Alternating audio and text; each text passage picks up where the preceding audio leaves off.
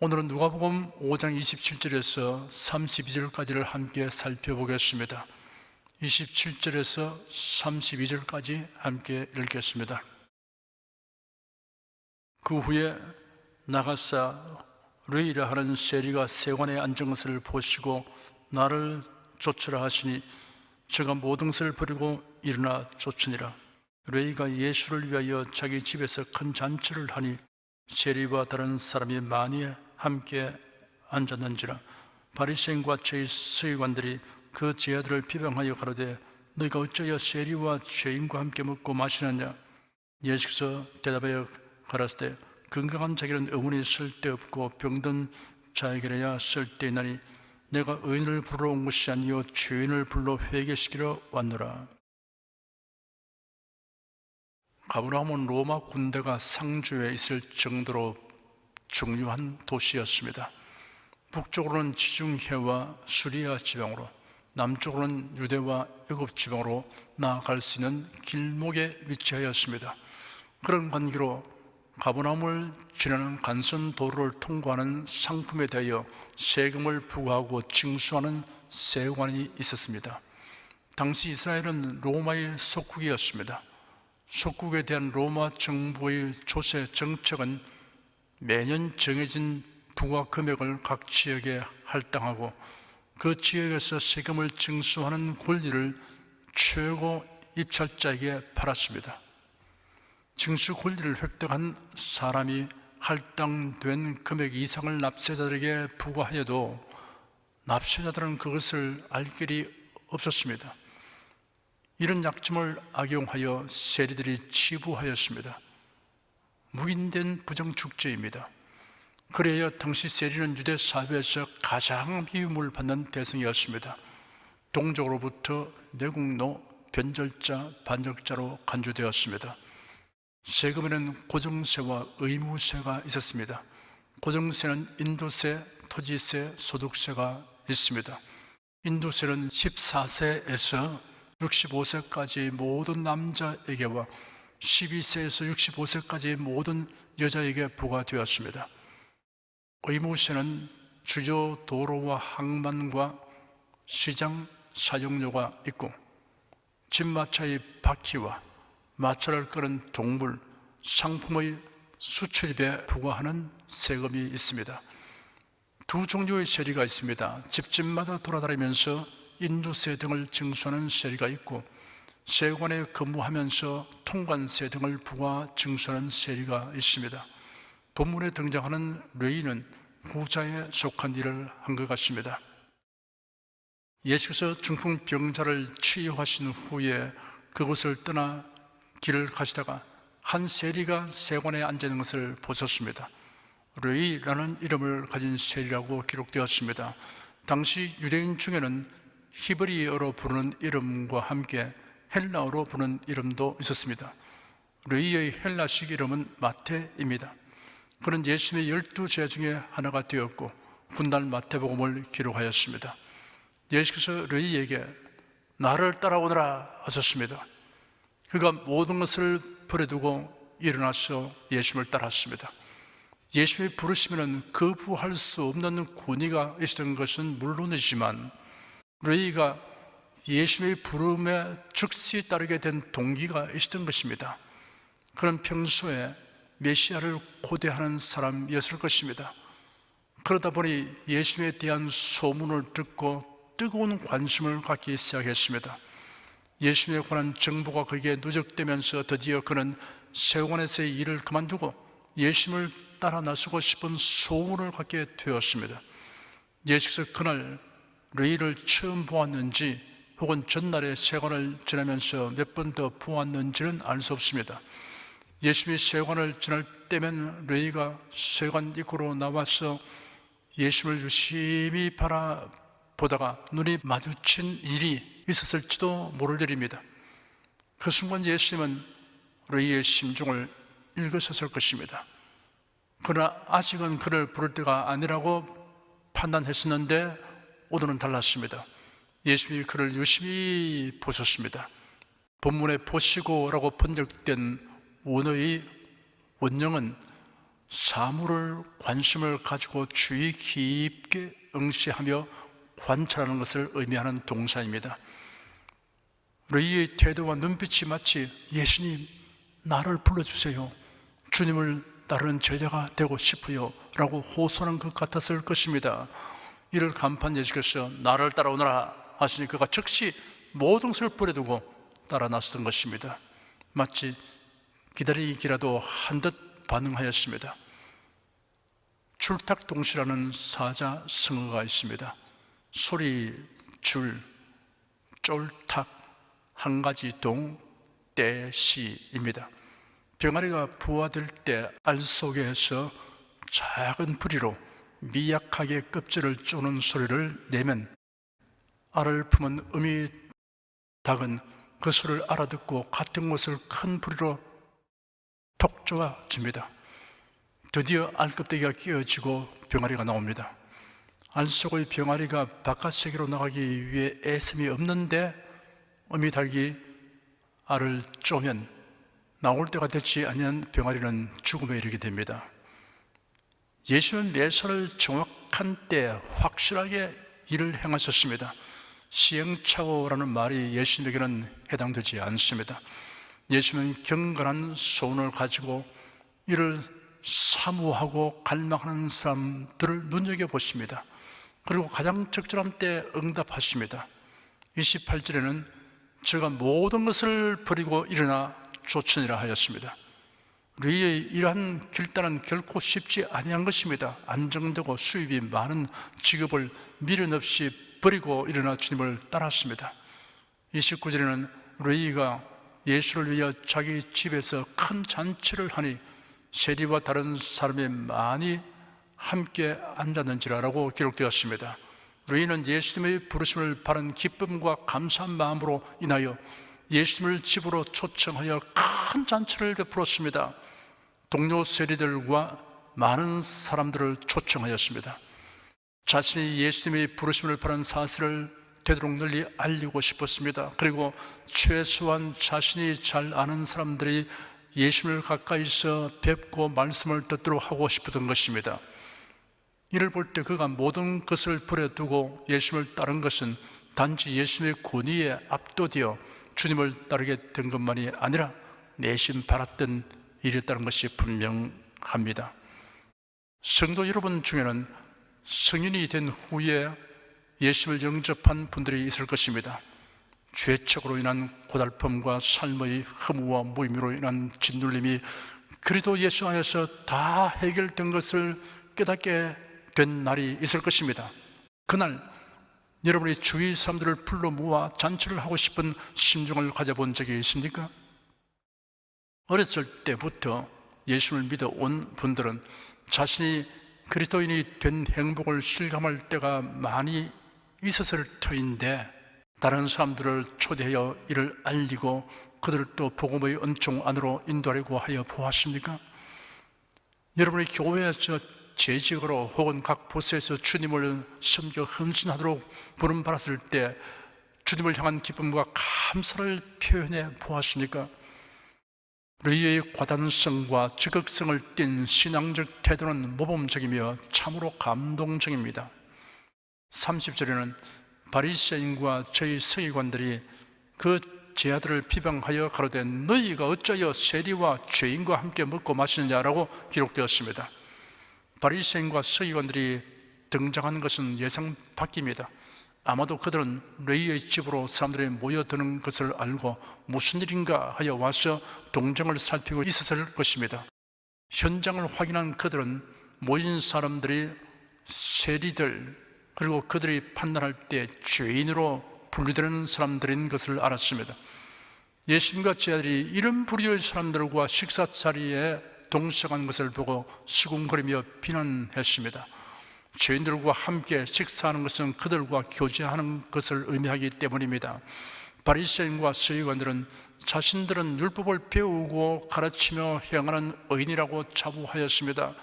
그런데 예수님이 자기들과 교제하는 것이 합당한데 세리를 비롯하여 죄인 취급받는 자들과 식사 자리에 있다는 것은 비난받아야 마땅하다고 생각하는 것입니다.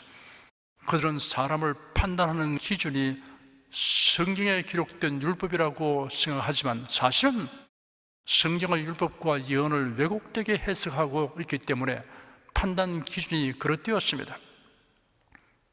비록 그럴지라도 그들이 해석한 율법대로 살려고 대단한 열심을 내었습니다. 신앙생활은 반드시 열심히 있어야 합니다. 그러나 그 열심이 성경에 부합되지 않으면 헛된 것이 되고 맙니다.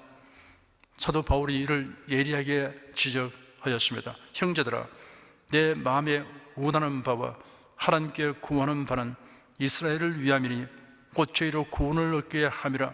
내가 증거하노니 저희가 하나님께 열심히 있으나 지식을 좇은 것이 아니라 하나님의 의를 모르고 자기 의를 세우려고 힘써 하나님의 의를 복종치 아니하였느니라 하였습니다. 이 지적은 지난날 자신도 그 부류에 속했던 경험까지 포함된 것입니다. 그는 골수 바리새인이고 율법학자였습니다. 그런데 기독교회를 심하게 박해했던 적이 있었습니다. 31절과 32절에는 예수께서 대답하여 가라사대 건강한 자에게는 의논이 쓸데없고 병든 자에게라야 쓸데있나니 내가 의인을 부르러 온 것이 아니요 죄인을 불러 회개시키러 왔노라 라고 기록되었습니다.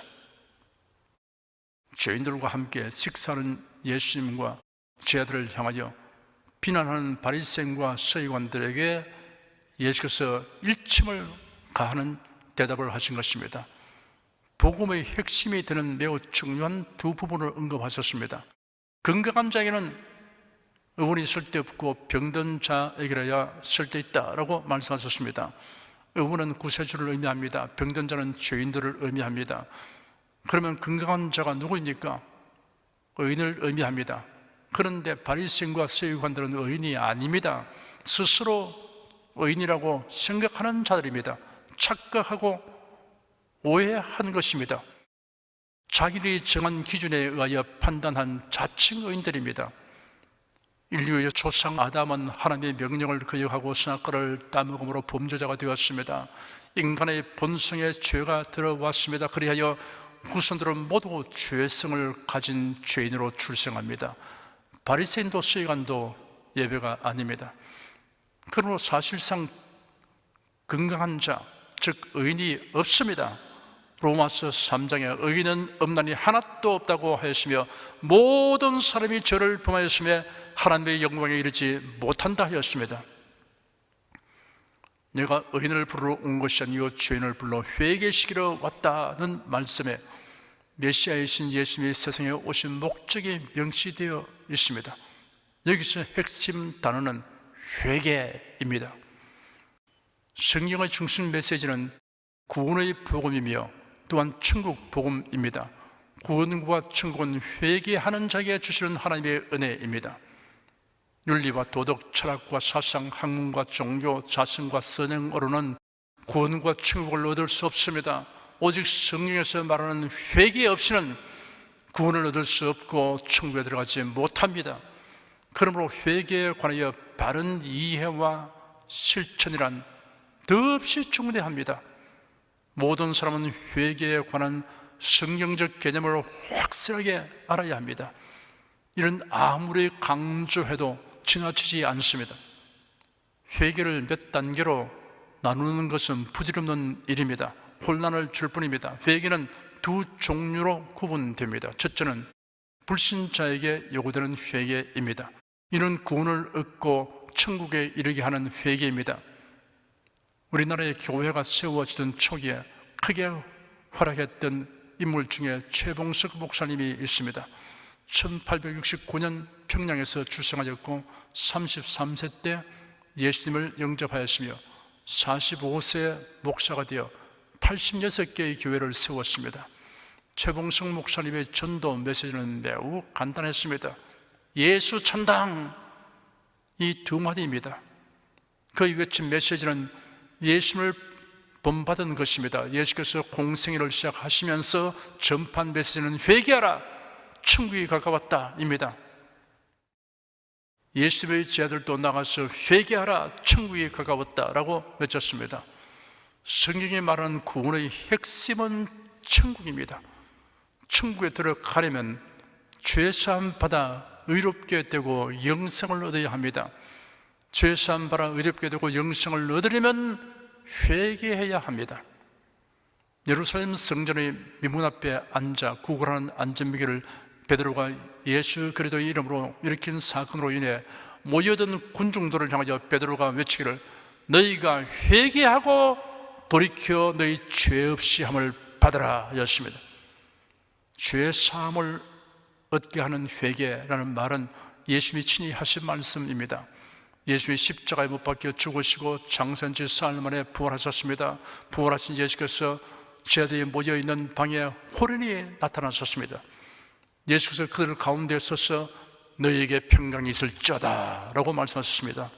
또 말씀하시기를 그리스도가 고난을 받고 제3일에 죽은 자 가운데서 살아날 것과 또 그 이름으로 죄 사함을 얻게 하는 회개가 예루살렘으로부터 시작하여 모든 족속에게 전파될 것이 기록되었으니 너희는 이 모든 일의 증인이라 하였습니다. 죄 사함을 얻게 하는 회개라고 예수께서 친히 말씀하셨습니다. 생명 얻는 회개라는 말이 있습니다. 베드로가 이방인 백부장 고넬료의 집에 가서 설교하였고 거기에 모인 이방인들이 베드로가 전한 하나님 말씀을 바랐다는 소문이 예루살렘에 알려졌습니다. 편견이라는 것은 참으로 진하고 강하여 좀처럼 제거되지 않습니다. 유대인들은 어릴 때부터 선민이라는 교육을 받습니다. 그리하여 이방인과의 차별의식을 갖게 됩니다. 이는 그릇된 선민의식이지만 일단 마음에 박히면 좀처럼 뽑히지 않습니다. 예수께서 제자들에게 너희는 온 천하의 만민에게 복음을 전파하라고 명령하심에도 불구하고 제자들은 오순절 성령 강림 이후에도 유대인들에게만 복음을 전하고 있었습니다. 그런데 베드로가 파격적으로 이방인의 집에 들어갔으며 그들에게 복음을 전했다는 말을 들은 예루살렘 교회는 충격을 받았습니다. 베드로가 예루살렘에 올라갔을 때 유대인 신자들이 그를 비난하였습니다. 베드로가 그들에게 그 일을 차례로 설명하였습니다.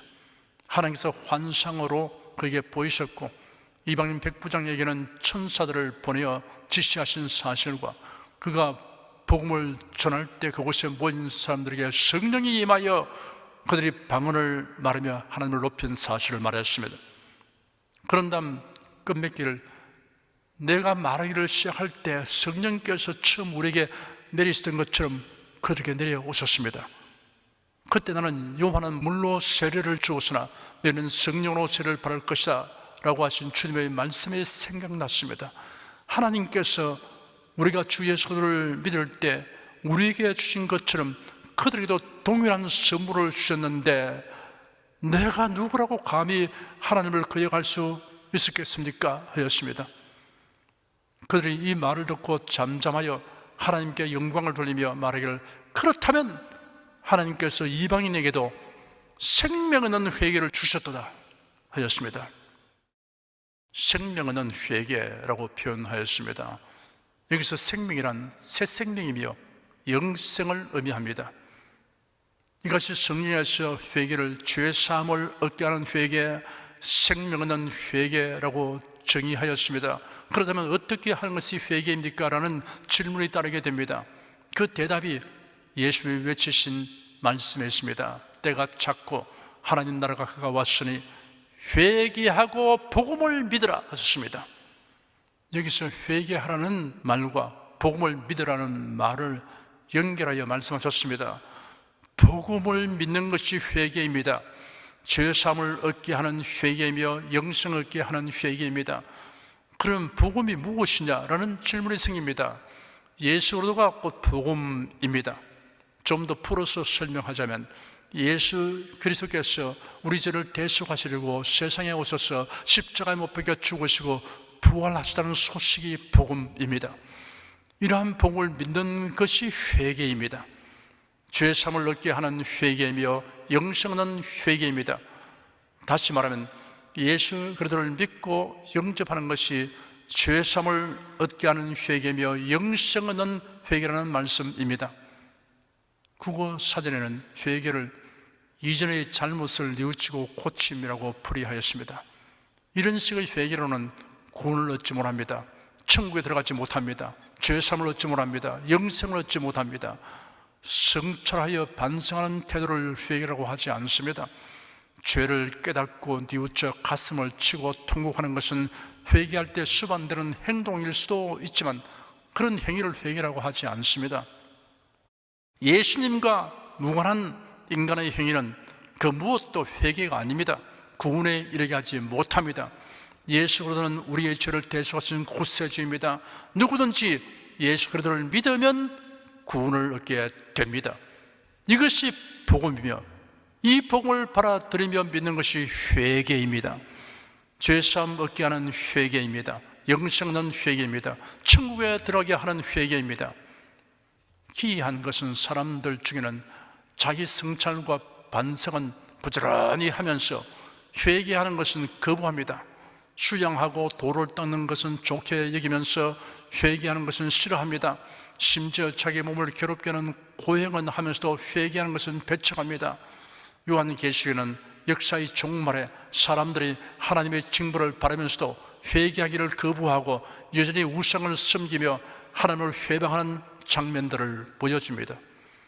인간이 이룩한 찬란한 문명과 도시와 산업과 재물들이 일시에 무너져 내리고 불타게 되는 것을 사람들이 목도하고 울고 애통하면서도 회개하지 않습니다. 이를 볼 때 사람이 회개하는 모습보다 놀랍고 감동적이며 아름다운 것은 없습니다. 지진이나 홍수나 화재로 말미암아 사람들이 죽음의 위기에 처했을 때 구조대가 달려가서 이들을 극적으로 구출해내는 장면을 보는 이들에게 손에 땀을 쥐게 합니다. 구출되는 순간을 보는 사람은 누구나 박수를 치게 됩니다. 죄인이 회개하는 장면은 이에 비할 바가 아닙니다. 회개하는 사람이 멸망을 면하고 구원을 얻게 되기 때문입니다. 지옥으로 들어갈 사람이 건진받아 천국으로 나가게 되기 때문입니다. 예수께서 말씀하시기를 내가 내게 이르노니 이와 같이 죄인 하나가 회개하면 하늘에서는 회개할 것 없는 의인 99을 인하여 기뻐하는 것보다 더하리라.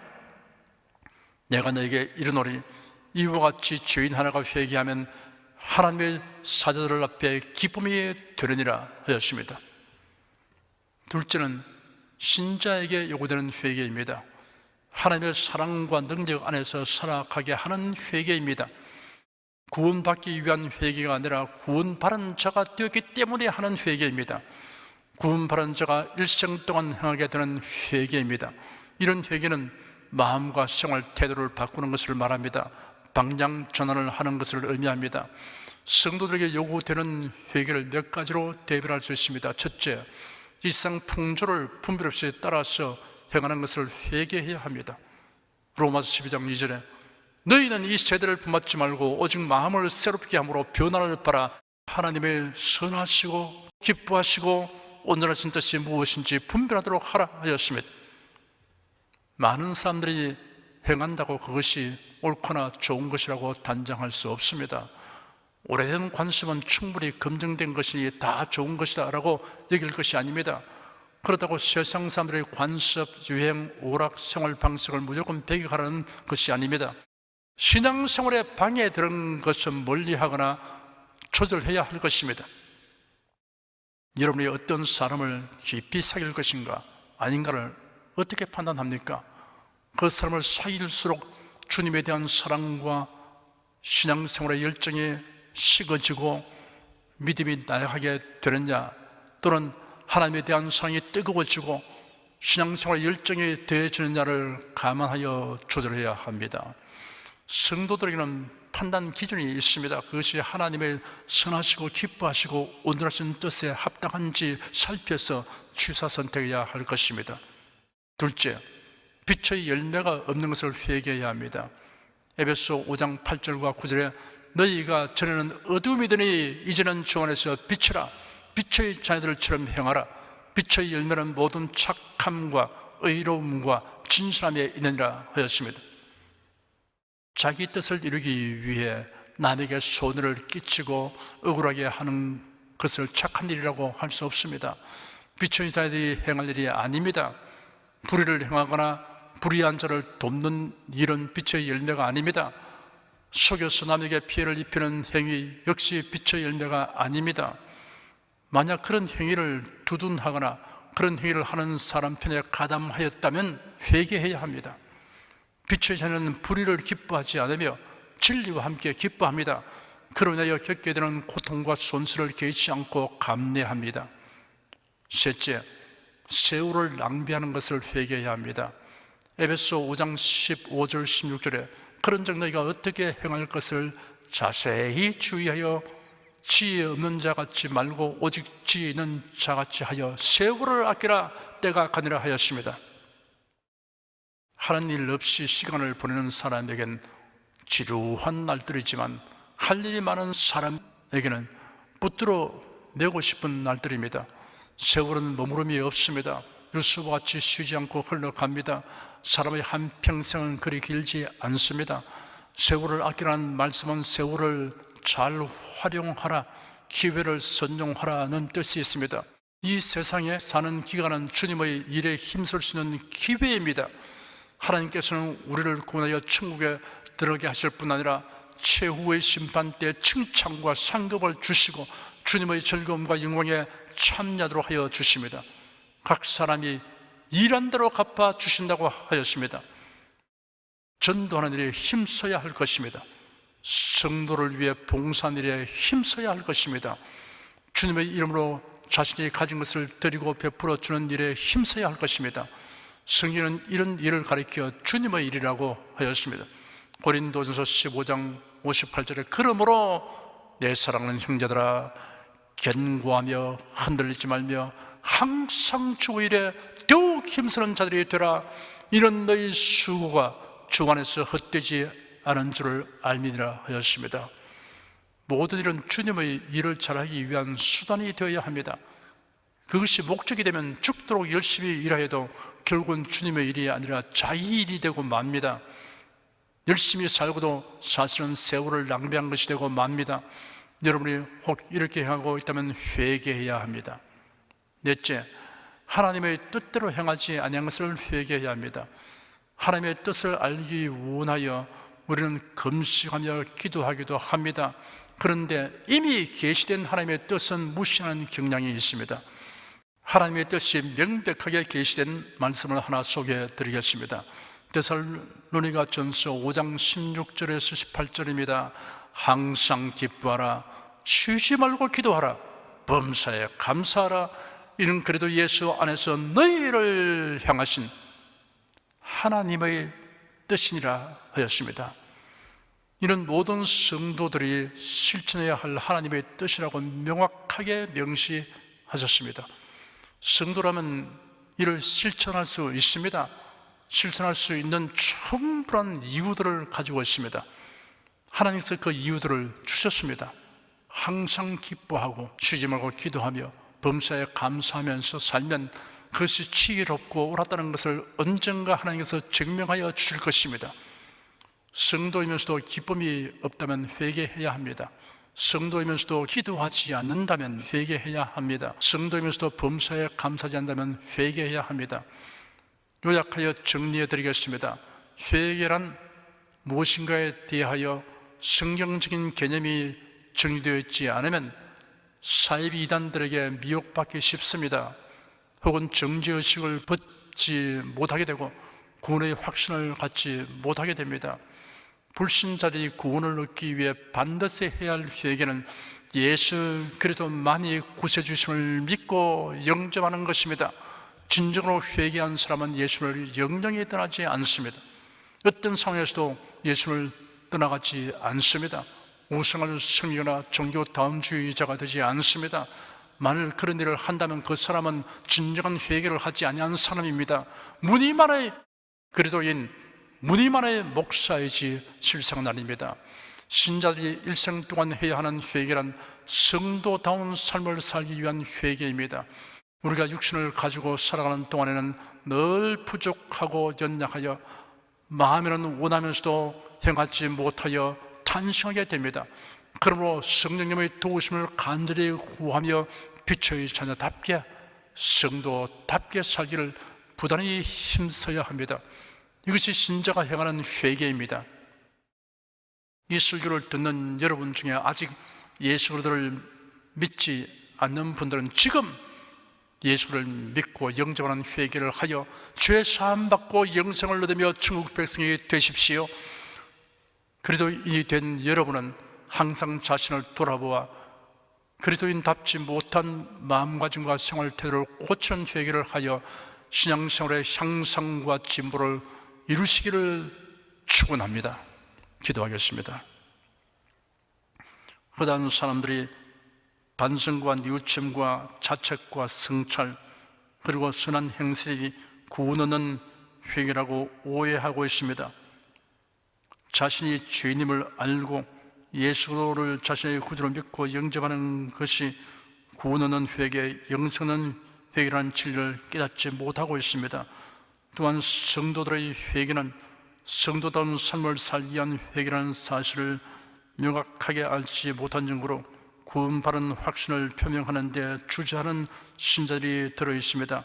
이는 폐단이 없도록 하기 위해 우리 성도들이 두 종류의 회개에 대하여 가르치는 일에 힘쓰도록 성령께서 이끄시고 도와주시기를 간구합니다. 주 예수 그리스도 이름으로 기도드립니다. 아멘.